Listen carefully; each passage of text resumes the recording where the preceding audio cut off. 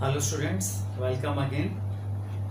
आज हम basic accounting terms को कंटिन्यू करेंगे और इसमें कुछ और टर्म्स को जानेंगे। सबसे पहले हम जानते हैं प्रीपेड एक्सपेंसेस क्या होता है और उसके बाद हम समझेंगे आउटस्टैंडिंग एक्सपेंसेस को। तो पहले हम समझते हैं प्रीपेड एक्सपेंसेस।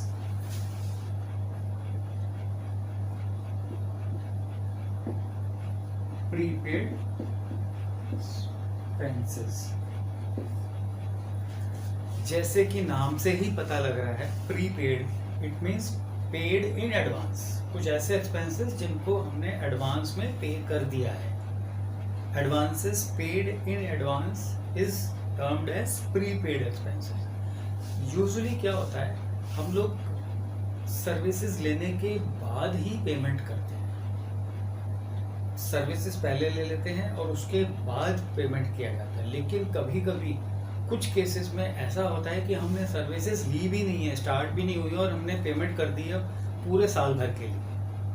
1 साल की सर्विसेज के लिए हमने अभी से ही पेमेंट कर दी है। इसका सबसे बड़ा एग्जांपल है इंश्योरेंस प्रीमियम। इंश्योरेंस प्रीमियम हम मोटर व्हीकल का भी कराते हैं, बिल्डिंग का भी होता है, लाइफ इंश्योरेंस भी होती है। तो हम एग्जांपल लेके चलते हैं। हमने इंश्योरेंस प्रीमियम करवाया है 1 अक्टूबर 2019। तो हमारा अकाउंटिंग ईयर क्या होगा? हमारा अकाउंटिंग ईयर है 1 अप्रैल 2019 टू 31 मार्च 2020। ये हमारा अकाउंटिंग ईयर है। हमने इंश्योरेंस किस दिन करवाया? 1 अक्टूबर 2019। अब और प्रीमियम जो था, इंश्योरेंस प्रीमियम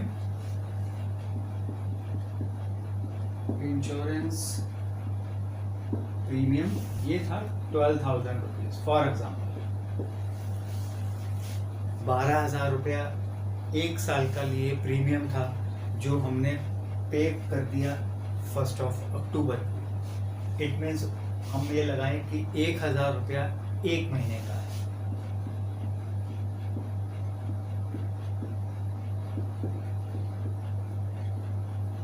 पर मंथ हमारी इसकी एक्सपेंस कितना है? 1,000 रुपया। लेकिन हमने 1 अक्टूबर को पे कर दिया पूरे 1 साल का, यानी कि हमने 30 सितंबर 2020 तक का पे कर दिया।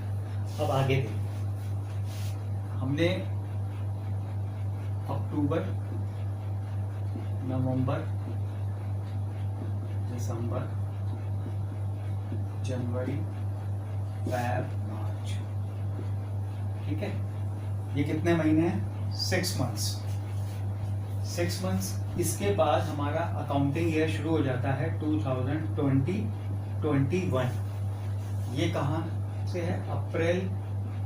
अप्रैल से लेकर सितंबर 2020 तक का हमने इंश्योरेंस प्रीमियम पे कर दिया है। कब किया? 1 अक्टूबर 2019 में ही कर दिया है। और पर मंथ हमारी इसकी इंश्योरेंस प्रीमियम कितना पड़ रहा है? 1,000 रुपीज। तो आप ये लगाइए कि 6 मंथ्स का तो हमारा अकाउंटिंग ईयर 2019-20 में जा रहा है 6,000 रुपीज, ठीक है, जो इसी अकाउंटिंग ईयर में है।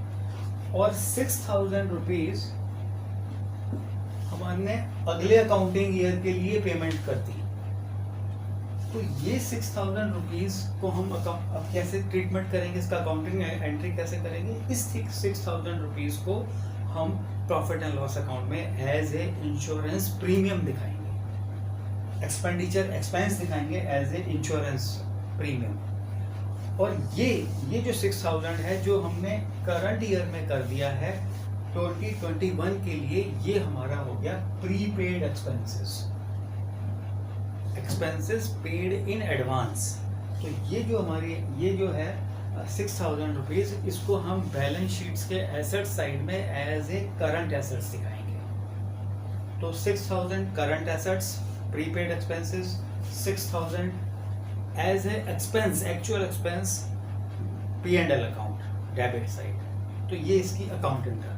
अब हम समझेंगे आउटस्टैंडिंग एक्सपेंसेस को।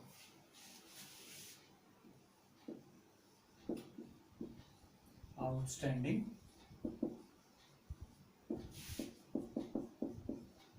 एक्सपेंसेस।